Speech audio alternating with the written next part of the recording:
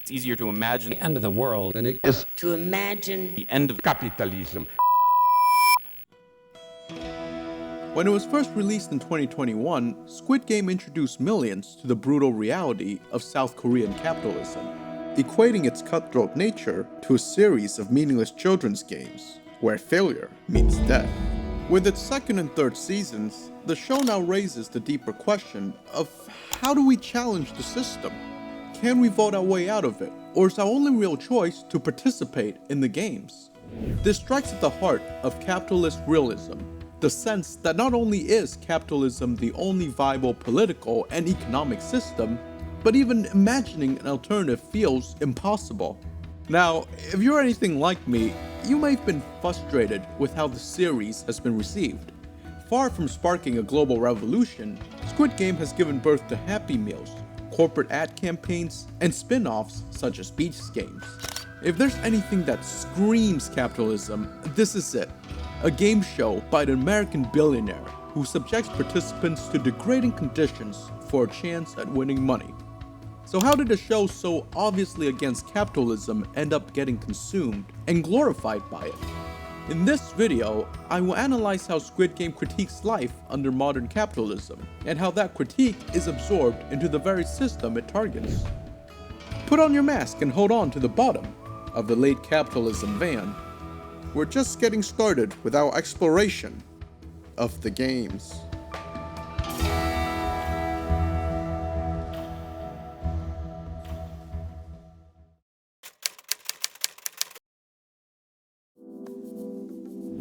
In case you've been living on an isolated island, Squid Game follows Gi-hun as he joins 456 other players in a life or death competition. Players are made to compete in a series of children's games where the cost of failure is death, all while being under the steady gaze of mysteriously masked guards. Every elimination means an increase in the total prize money that the winner can earn, which each player needs desperately to get out of debt or poverty. Gi-hun makes it through heartbreaks, betrayals, and luck, eventually surviving as the sole winner of the games. However, far from using his prize money to sip cocktails on Jeju Island, Gi-hun returns to the games in Season 2, intent on destroying them by inspiring his fellow players to revolt. But what if Gi-hun's uprising was always doomed to fail? Not because he lacks courage, but because the classical model of revolution that he follows is outdated. This is not Gi-hun's first time revolting. In Season 1 Episode 5, we learn that Gi-hun was part of a workers' strike, which turned violent. I worked at this place once, where we went on strike. Had a barricade just like this one. By the third night, it is not getting killed in the games that the players fear, but each other. The games had divided them, and every group had a sleepless night as they feared that the other players would turn on them. Having to stay up and keep watch, Gi-hun had flashbacks of police brutality, of the desperation he felt when he both lost his job and participated in a failed strike. This is the reason Gi-hun got here in the first place, as the loss of his job meant that he was no longer able to provide for his family, and the stigma of the strike prevented him from any future employment. This memory would never leave Gi-hun, even after he survives the games and becomes a multimillionaire. It may be the very spark which Gi-hun rekindles with choosing to resist once again. Gi-hun's past has been confirmed as a reference to the Ssangyong factory strike in 2009, an event that shook South Korea to its core.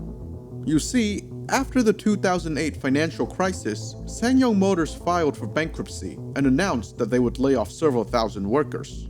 To add insult to injury, Ssangyong Motors was bought several years prior by an overseas company, who seemed only interested in taking production to other countries with lower labor costs. Its workers were furious, and in May 2009, the Korean Metal Workers Union called for a strike. Thousands of workers stayed home, while 1,000 others began an occupation of the plant, hoping to force the company to accept their demands. For months, the occupiers clashed with the police, who demanded that they leave the factory. At the same time, large-scale demonstrations were taking place in Korea against the right-wing government, who seemed to favor business interests above all else. Workers from other factories also went out in droves to support the strikes. As they built homemade slingshots and armed themselves with metal poles, the Sanyong workers asserted the necessity of their actions, with one worker saying that The country's weak social safety net makes a layoff nearly a death sentence. If workers can't hang on to what they have, they will begin a vertical freefall. Unfortunately for the workers, their revolt was doomed. The Sanyong factory occupation was defeated only 2 months after it began by massive police intervention. The company had no pressure to give in to workers' demands, and the Korean state was clearly not on their side either. In the aftermath, many workers were unable to get a new job, while the union failed to mobilize the support needed. In a Marxist framework, workers rising up against an unjust company is the perfect condition for a revolution. They should have succeeded. So how did they fail? There's a problem with traditional Marxism. To understand why modern revolutions fail, I want to take you back to the May 1968 uprisings. Out of the blue, students at the University of Paris began to revolt, attracting tens of thousands of others in the process. Eventually, protesters overwhelmed the streets of Paris, throwing cobblestones at the cop and erecting barricades as they went. For a brief moment, it seemed like they would succeed, as the then president of France, Charles de Gaulle, fed the country. However, this movement completely fell off the Marxist framework, and for that reason, it was denounced by the worker unions. You see, Marxists believe that there's only one way capitalism will fall. That is, at the hands of the proletariat, or working class, who increase in number every year along with the rise in income inequality, and their mistreatment will ultimately cause the fall of the bourgeoisie, or the wealthy class. Far from joining in, the many Marxists in France considered the student protest to be bourgeois in nature, led by unorganized forces and naive kids. These protesters were revolting against the structure of life itself, not just about social class, so their demands were hard to interpret.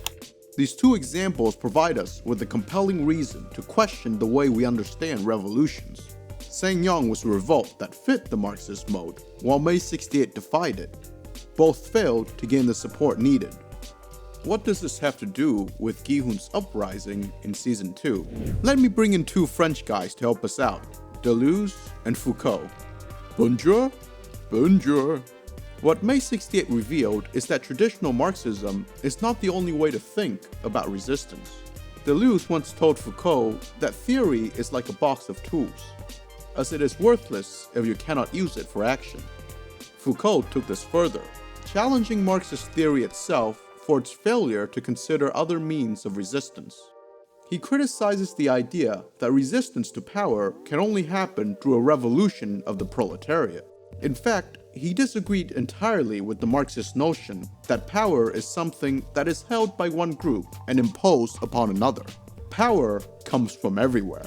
You can't just fight power by taking out the bad guys, since these bad guys are part of a larger apparatus. You have to understand the institutions, discourses, and identities that make up this apparatus. If Gi-hun wants to resist the system that created Squid Game, he can't just kill the frontman or blow the whole place up. He has to understand how power pits people against one another, and that means changing how we think about power itself. Throughout the first season, the identity of the guards is kept a mystery. We have no idea how they became part of the games. I still remember a ridiculous fan theory that if one chooses red instead of blue while playing Dachi,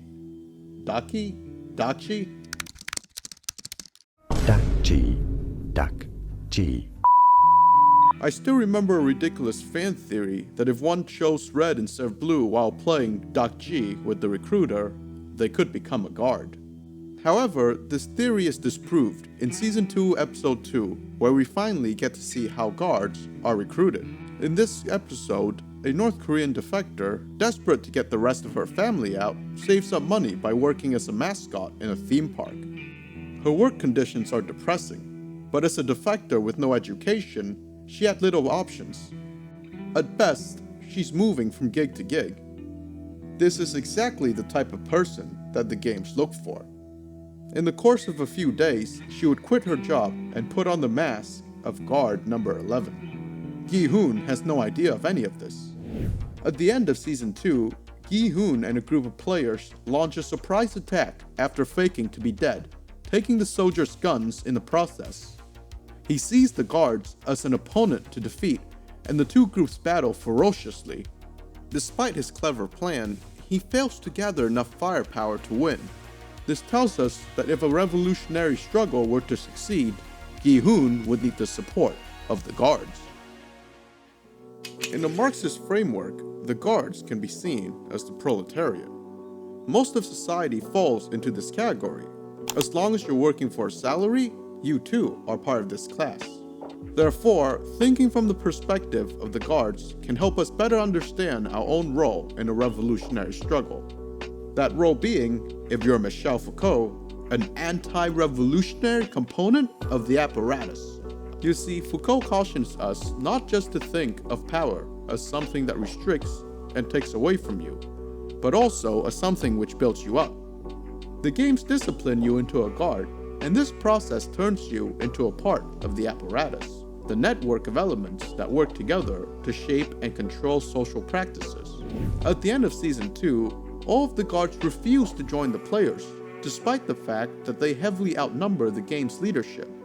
To understand why the working class proletariat are often the ones standing in the way of resistance, we must understand how one is disciplined, in this case, into a guard. In Discipline and Punish, Foucault identifies how before the modern age, power was concentrated in the form of individuals like kings, who had the right to punish offenses made against him, or command his subjects to, say, subscribe to his YouTube channel. Foucault calls this sovereign power, but this has changed.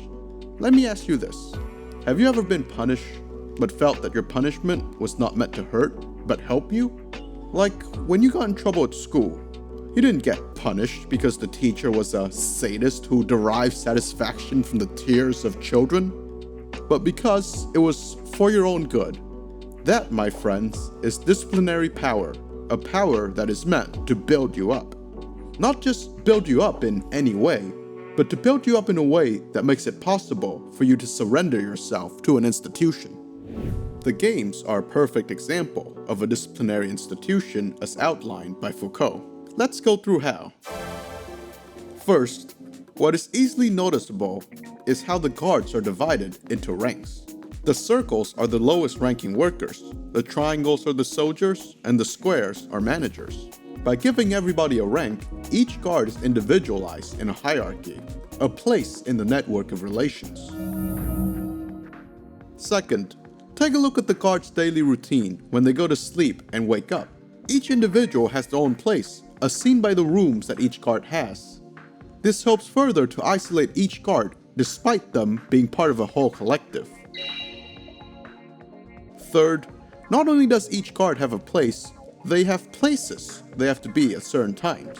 The timetable ensures that the guards are always conscious about if every minute was used to good quality. Finally, take for example all the rules that the guards are subject to. From not being able to speak until given permission by a supervisor, to not being able to take their masks off. You may think they are of little consequence, but it is the details that matter in a disciplinary institution, so that you can correct the slightest departures from correct behaviors. There is no good or evil in disciplinary power, only normal or abnormal. The effect of all these techniques is the creation of an individual who is not controlled by power, but one that acts in its best interest. Power, therefore, is an effect of all these parts working together as an apparatus, not as the action of singular individuals. I'm sure you know already. My death won't change a thing. They'll just announce a new leader, and the game will continue as planned. Let's go back to Gi-hun's armed rebellion at the end of Season 2. If the guards are the proletariat from a Marxist perspective, then who are the players? These are the wretched of society, unemployed or working jobs that no one deems is respectable. Examples are Ali, a migrant worker missing some of his fingers, or Dok-su, a former gang leader. These people are the lumpen proletariat, the unorganized and unpolitical lower orders of society. Marx warns that these people are dangerous to any political struggle, as he views them as criminals and scums who would undermine it. To Marx, someone like Doksu may very well stab you in the back for a small bribe, and would thus present a danger to an organized proletarian resistance. However, Foucault disagreed, seeing these people as the truly revolutionary class. Well, that's a 180. This is because in a disciplinary society, the proletariat are always made to question themselves in relation to power. Power does not make you into a good member of society, but it is normalizing, making you constantly ask yourself the question of, am I being a good citizen? This applies to the guards as well. The more this questioning happens, the more self-disciplined a guard becomes. Eventually, they rise from a circle to a triangle to a square, giving them access to luxuries such as alcohol and a bigger room. Therefore, the problem becomes that a person who is disciplined is also under a greater hold of power from the inside. Foucault's criticism of workers' unions is that they're too organized, and to win concessions, they have to adopt the same disciplinary structures as those they are bargaining with. The union has to prove that they are trustworthy and share respectable values, and therefore never endorse truly disruptive actions. This, of course, comes to benefit the dominant apparatus and isolates them from other groups. The proletariat come to believe in the moral values of the bourgeois, just like the guards believe in the values of the games themselves. On the other hand, the players who Gi-hun mobilizes are those who have fallen out of mainstream society or have never been a part of it. They're the least disciplined, uniquely capable of revolutionary resistance precisely because they exist outside of the structures that normalize the rest of us. For this reason, they do not even feel the pressures of bourgeois morality. Foucault says this: there exists today in our societies truly revolutionary forces made up of those strata who are poorly integrated into society, those strata who are perpetually rejected, and who in turn reject the bourgeois moral system. How can you work with them in the political battle if you do not get rid of those moral prejudices that are ours? This lies at the heart of the question why the guards did not join Gi-hun in his revolt, and the flaw of a proletarian revolution. The guards are entrenched in the current order and refuse to associate with the players entirely, even though their lives are only marginally better. They too are defined by numbers. So how does one resist? Where there is power, there is resistance. This is one of Foucault's most famous concepts. Power gives us our identities, like how chicken McNuggets are shaped. However, no matter how good your production line is, you can't make the same nugget every time. There will always be anomalies. One thing Foucault emphasizes is that power is often quite sloppy, and we can find many points of resistance if we are open-minded. The nugget's defectiveness becomes what makes it unique, and before you know it, it's selling for 100 grand on eBay. At the end of season 1, we see Gi-hun at the airport, about to leave for the United States. He had become the winner of the games, winning a vast fortune in the process. In other words, a product of power. However, he decides to stay at the very last moment, realizing that there is no escaping power, and to use this status to resist the games. To Foucault, Gi-hun had become an odd chicken nugget in power relations, an unexpected point of resistance. At the beginning of season 2, what struck me was how Gi-hun was going about his new resistance. For an entire year, Gi-hun and the detective set out to find the recruiter. He had enlisted a bunch of local thugs and given them a job. Each individual is given an area of surveillance and a strict timetable is followed. This turns them from a life of crime, making use of their skills productively and building an organization out of searching for the games.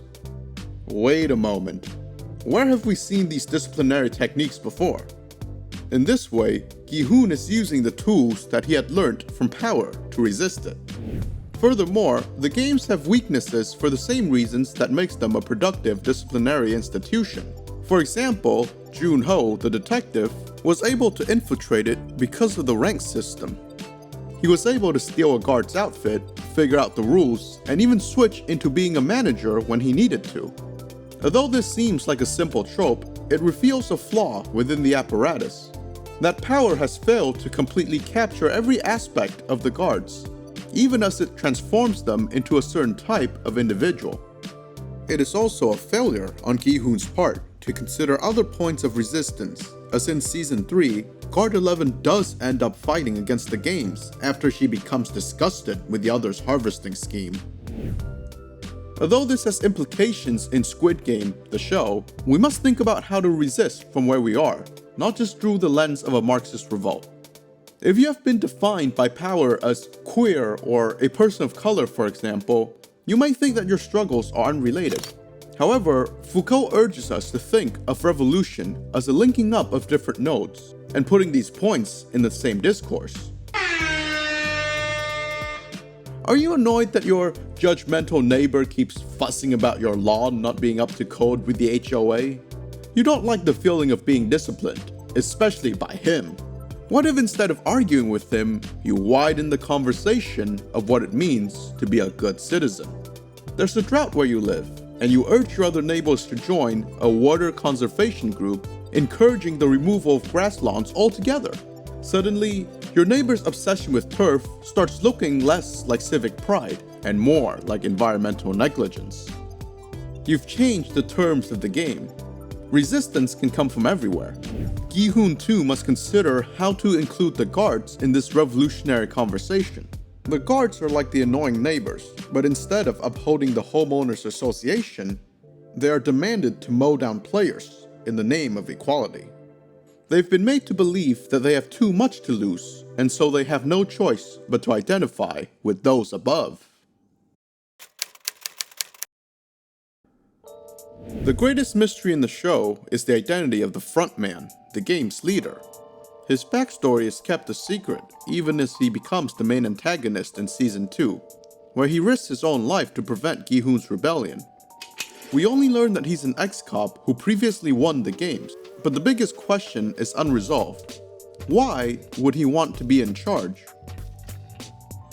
In Season 1, we get a quick glimpse of an apartment that once belonged to the Frontman. When a TV show lets you in on a mysterious character's personal space, you pay attention. In the case of the Frontman, there are a few books on the table that are meant to give us clues to understand how he thinks. I was highly surprised by the books that were on his table, including Albert Camus' The Stranger and Friedrich Nietzsche's Thus Spoke Zarathustra. It was these books that screamed to me a show begging for a serious theoretical analysis, why I decided to make this video in the first place. I wanted to speculate, thinking about how the Frontman could have used those books to justify his disturbing beliefs. Camus' The Stranger is about a man who is an outsider to his own life. He drifts through existence, emotionally detached, and ends up getting judged for killing a man. Not because he did it, but because he failed to show the proper emotion of grief. Maybe the Frontman too feels alienated from both the players and the system he enforces, even as he upholds it. Nietzsche's Thus Spoke Zarathustra, on the other hand, advocates for a philosophy of strength and of overcoming. We must be willing to rise above the herd to become what he calls the Übermensch, which translates to Superman. Perhaps the Frontman misreads Nietzsche, embracing a historically fascist position, that the weak deserve their fate, and that equality means the eradication of those who are not strong enough to compete. Yikes.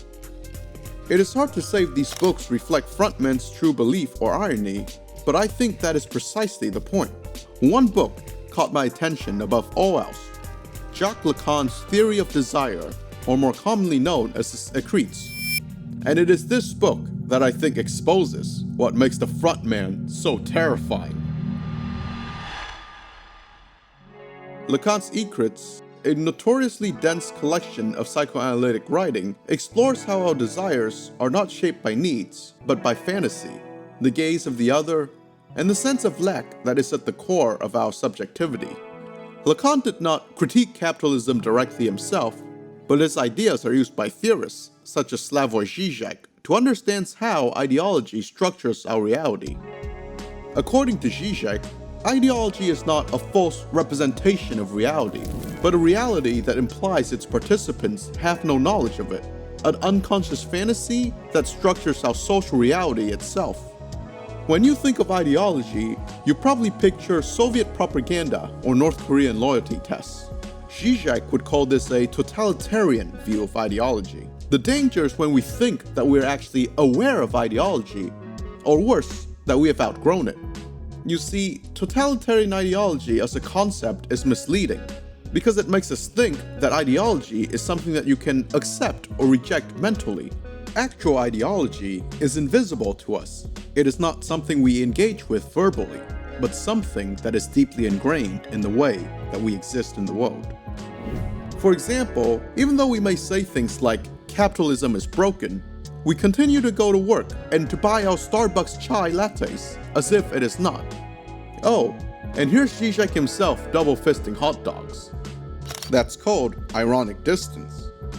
You see, ideology has developed a defense for itself by flaunting its own failures and begging us to critique it. To Zizek, we don't have to consciously accept an ideology in order for us to believe in it.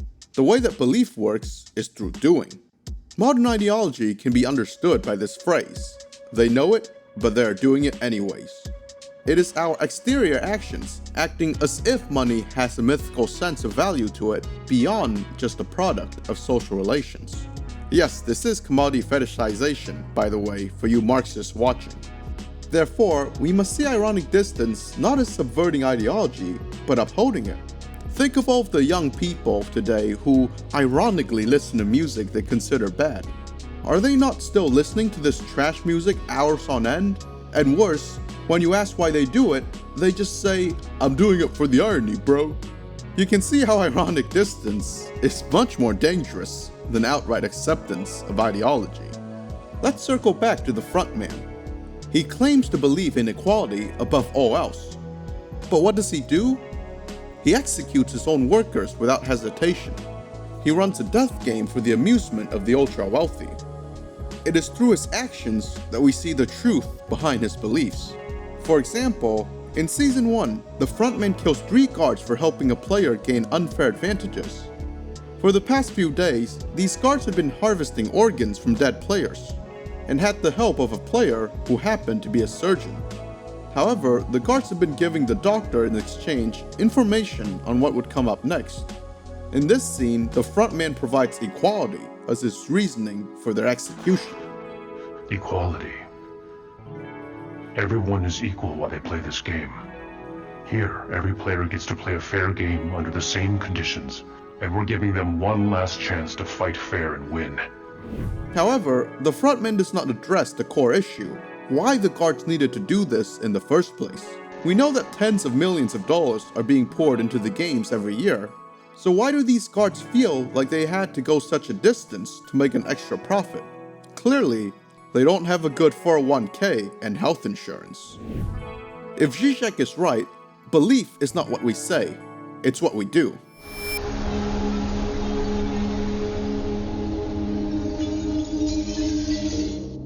The Frontman acts as if people are disposable, as if suffering is a game, and as if violence is the price of entertainment. Totalitarian ideology is not meant to be taken seriously. To Zizek, its rule is secured not by truth value, but by simple extra-ideological violence and promise of gain. Is this not what the Frontman offers? His spoken ideological beliefs sound ridiculous even to us who are watching, even cartoonish. But he offers gains to the players that they cannot refuse. And not only in terms of money or survival, but even a sense of enjoyment. We will circle back to this point later. Ultimately, what makes the Frontman so terrifying is not that he believes in a twisted ideology, but that he doesn't believe in one.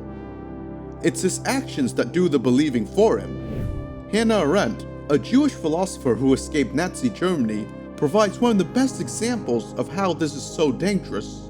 She observed an administrator who spoke fondly of his job, explaining how he would manage timetables and make sure that trains got where they needed on time. However, this was no office worker, but the trial of a Nazi who was sending thousands to their deaths every day. He did not talk as if he was a villain, but as someone who is just doing his job. Is this not what the Frontman is doing? A killer who acts as if he's simply a game show host?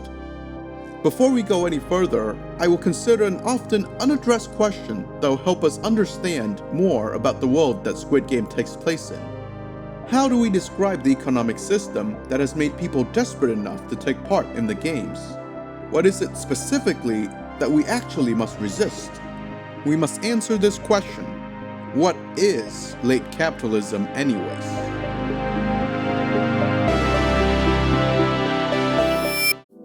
Earlier in the video, I talked about how the games reflected a disciplinary institution, one that molds people down on their luck into cogs of a larger apparatus of power.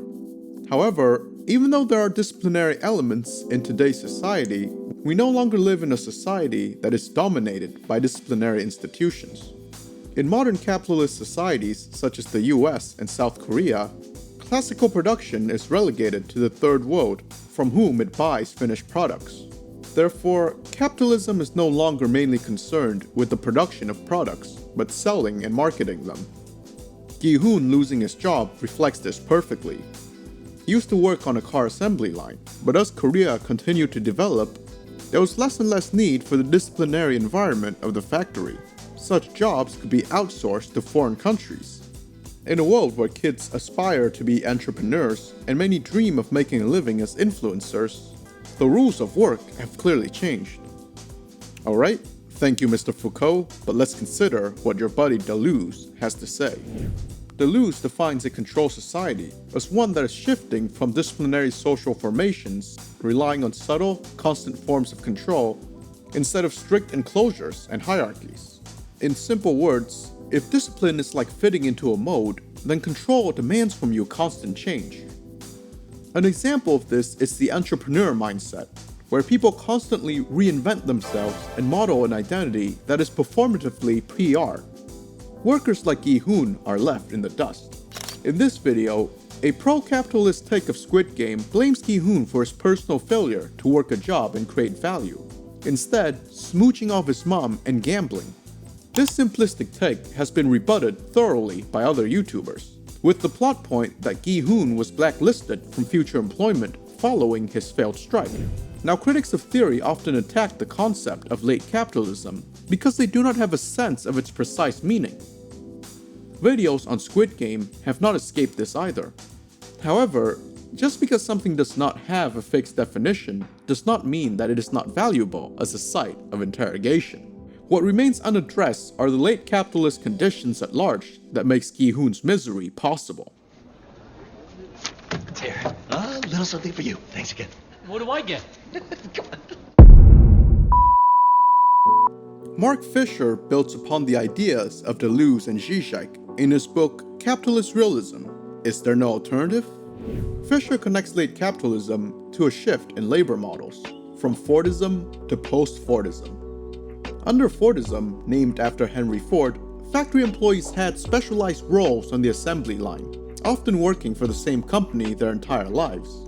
In this system, there was always a clear-cut antagonism between workers and the company, with workers being able to unionize and collectively bargain.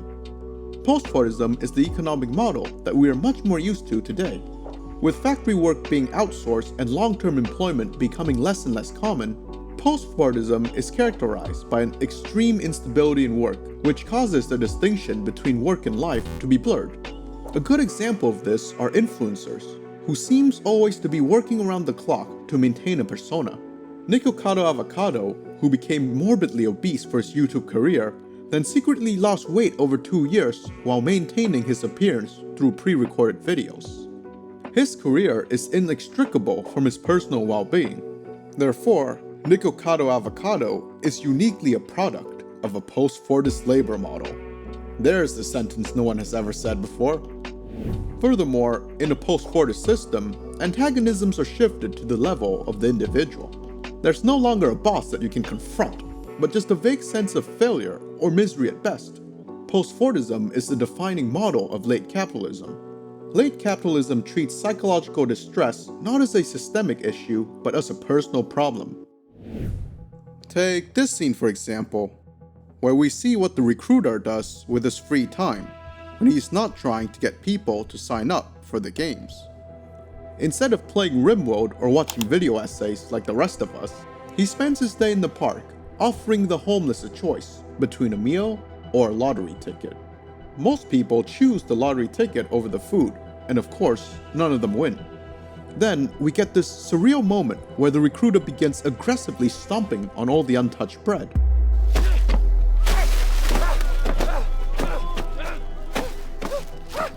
When confronted, he responds that this waste is a result of their individual choices. While Season 1 shows the recruiter as an uncannily perfect corporate salesman, well-mannered and charming, Season 2 shows us that behind his friendly facade lies late capitalism's erratic, contradictory, and deeply ill nature. It seems way too easy for us to blame people like Gi-hun for breaking down and developing a gambling addiction, but we must question if this is not exactly what late capitalism wants us to think. Mark Fisher calls this the privatization of stress, the idea that suffering under capitalism is your problem alone. Many of those in Gi-hun's situation turn to gambling, alcohol, or develop stress-related disorders. We are told, your burnout, your anxiety, your problem. We must resist treating the mental health crisis as if it was a natural fact, like the weather, and seeing it as an individual responsibility. If the explosion of mental illness is a dysfunction inherent to capitalism, then the cost of it appearing to work is very high. So, quick recap. Foucault told us about how institutions discipline us into the Fordist worker, clocking in 9 to 5 every day. Deleuze argues that we are post-disciplinary, and there are no longer easy modes to fit into, as suddenly everyone's an entrepreneur. And Mark Fisher? He's saying that this self-perpetuating system is making us sick. Squid Game, therefore, could be read as an allegory of the traditional Fordist worker struggling to make it in a post-Fordist world. When a player first arrives at the games, they're entirely confused and out of place. But of course, everyone understands that their purpose here is to earn money. The players are all down on their luck, either because, like Gi-hun, they cannot find a place in the corporate world, or because they fell out of it. There's no ultra-rich person just playing for the fun of it. Well, red light. The progression of the games reflect how capitalism demands rapid, almost schizophrenic changes. Each round, the players are put into a new environment, being given little indication of what the rules are or how to win. In red light, green light, the players have no idea that failure meant death, while in Dalgona, they're not given the faintest clue that the shape they choose would be the difficulty of their task. Only those who can adapt quickly have a shot at winning. Moreover, the games pit players against each other.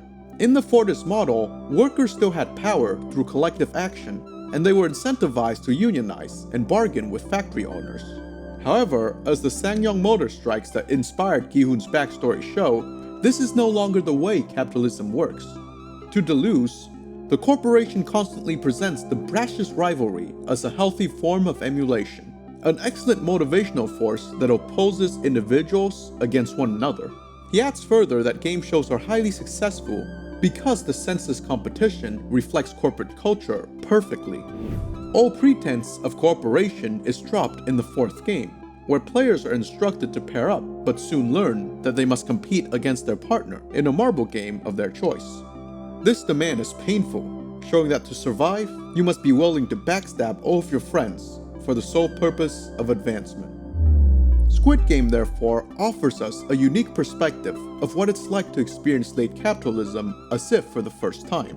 In the world of the games, there's not much of a real choice for the players, of course. Foucault famously said that by explicitly designating something as a prison, the disciplinary apparatus hides the fact that all of society is perhaps more like a prison than we'd prefer to think. But the games seem to be doing the exact opposite. In Season 1 Episode 2, the players are given a choice either to stay or to leave the games. Most, of course, choose to leave, shocked by the nonsensical equating of human deaths to money and the arbitrary nature of these games. However, one by one, players come to the same realization. As Nam puts it, Yeah, what they say is true. Out here, the torture is worse. therefore the vote is a false choice. The games are even presented as a lesser evil of the same model of the outside world. This brings us back to our quote at the beginning of the video. It's easier to imagine the end of the world than it is to imagine the end of capitalism. This quote defines capitalist realism, which includes the internalized knowledge that nothing will change and that capitalism is the only system that can work in reality. We must acknowledge that the suffering is a result of the system, but also at the same time, it would not operate without our participation in it. Even Hwang Dong-yuk, the creator of Squid Game, is a part of the system he critiques. Season 1 ended with Gi-hun about to lead a revolt against the system, and this call of action was a note of hope meant to be the show's original conclusion. Director Hwang did not want to continue the show, but the global success of Squid Game led Netflix to demand a follow-up, presumably with a financial offer that the director could not refuse. Though he did give in to make Squid Games 2 and 3, I think director Hwang responds to this in the new ending that he wrote for the show. After Gi-hun sacrifices himself to save 222's baby, the frontman goes to LA to give his daughter the rest of his prize money. However, in the final shot of Squid Game, we see an American recruiter playing Dokji in the back alley. Ow! The frontman has always known that what he's created is actually beyond his control. In this way, director Hwang is both the detective who is unearthing the corrupt nature of the apparatus and the frontman who hesitantly perpetuates it. This is the director's recognition that ultimately, his show too has become subsumed into capitalism, and he is powerless to change the very thing he critiques. God forbid they actually make an American spin-off. But as we discussed with the frontman, it is not just a matter of changing conscious beliefs. What makes Squid Game so powerful is that it captures forces which perpetuate late capitalism, one which makes it so hard for us to step away. This is also how we get a series like Beast Games. Specifically, the fact that ideology is so goddamn enjoyable.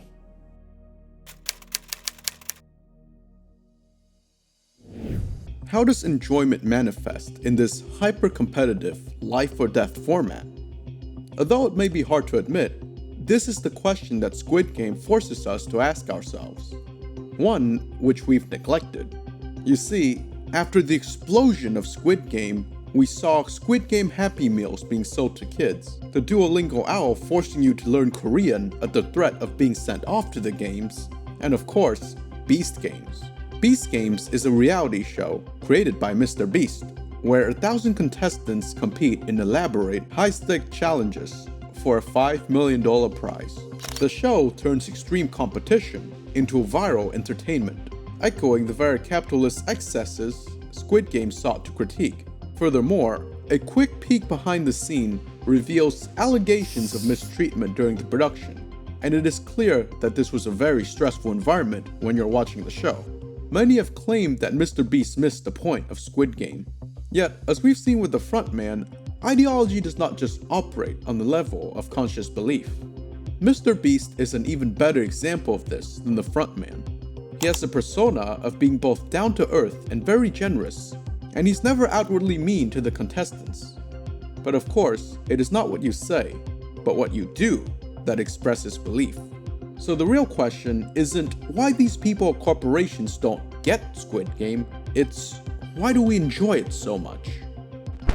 Speaking of things I enjoy so much, let me just grab an ice-cold can of Coke. Coke is the real deal. Slavoj, what are you doing here? Oh boy, things are about to get dense. Oh my God, one is thirsty in the desert and what to drink but Coke. The classical publicity for Coke quite openly refers to this absent, invisible quality. Coke is the real thing, or Coke, that's it.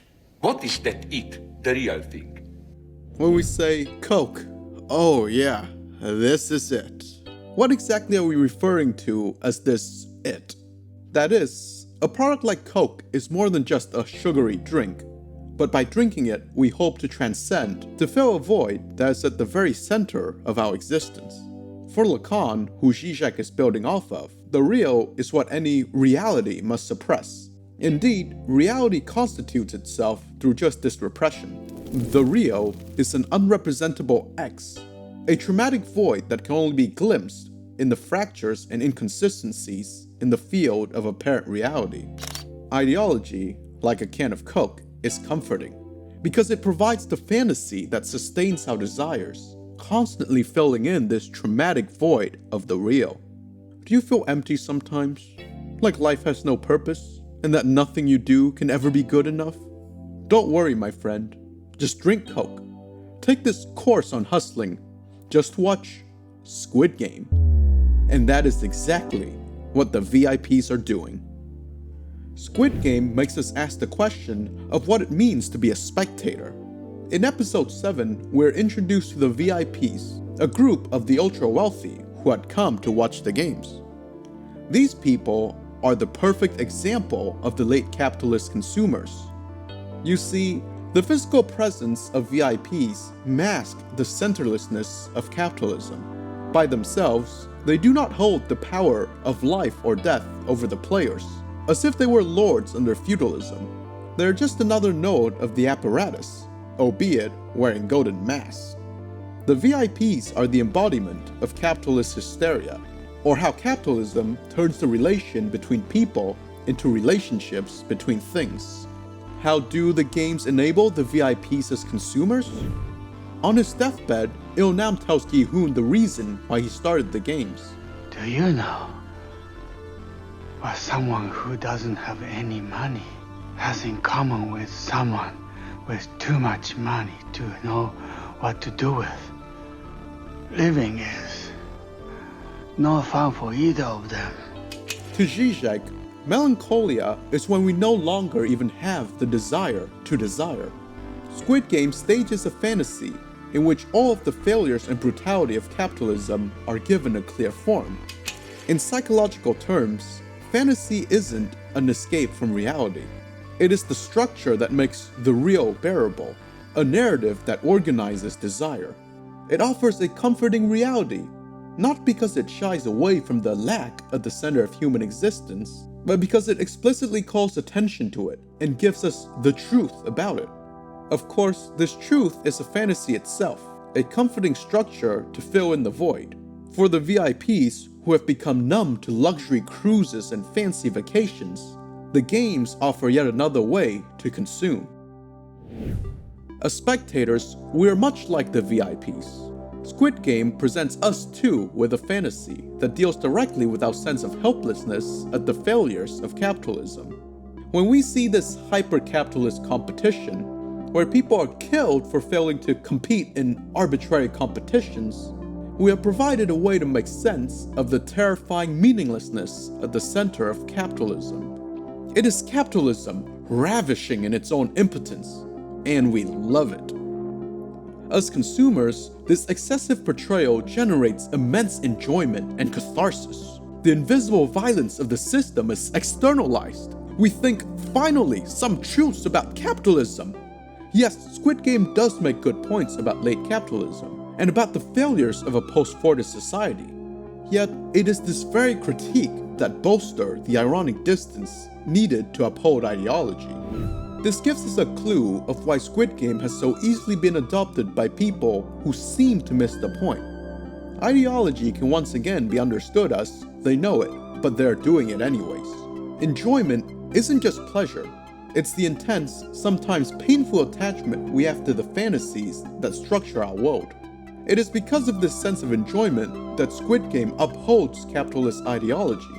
In many ways, we consciously know how capitalism is a deeply flawed ideological construction that should not be possible. Income inequality threatens to undermine its stability. The mental health epidemic is continually on the rise, and the environment cannot sustain limitless extraction. Products such as Squid Game allow us a way to identify with the abnormal aspects of capitalism, its very impossibility. This is the it that we are looking for in Coca-Cola, a promise of the real. Yet, the real can only be glimpsed if we identify how it is that the objects of our fantasies are constructed. And here, we encounter the biggest flaw in Squid Game as a critique. Zizek tells us about where we should look, if we wish to fight ideology. The first step to freedom is not just to change reality to fit your dreams. It's to change the way you dream. It is painful to confront ideology because it is not just intellectual, but emotional work. How does this apply to watching a show like Squid Game? In Lacanian psychology, even our most personal feelings can be outsourced, projected onto others who feel them for us. Zizek uses the example of laugh tracks in a sitcom, where we are relieved of our duty even to laugh. Therefore, the fact that we enjoy Squid Game gives away its very weakness as a critique, being that it does the emotional work of critiquing capitalism for us. We know something is wrong with the system we live in, and that makes us highly anxious. But what is this? A popular Netflix show that is anti-capitalist? Wow, I definitely have to watch this. After watching Squid Game, we feel as if we have criticized capitalism ourselves, and it is a deeply relieving feeling. However, this catharsis is also deeply unearned, as it allows us to deal with our anxieties without demanding real change. This problem is not only specific to the series, but it confronts every piece of critical media out there. We can't simply be consumers of media, just like how we can't buy our way out of capitalism. The only way you can confront capitalism, therefore, must begin with a painful self-questioning of your own desires. Neat. No one can do this work for you, not even a YouTube critique of Squid Game.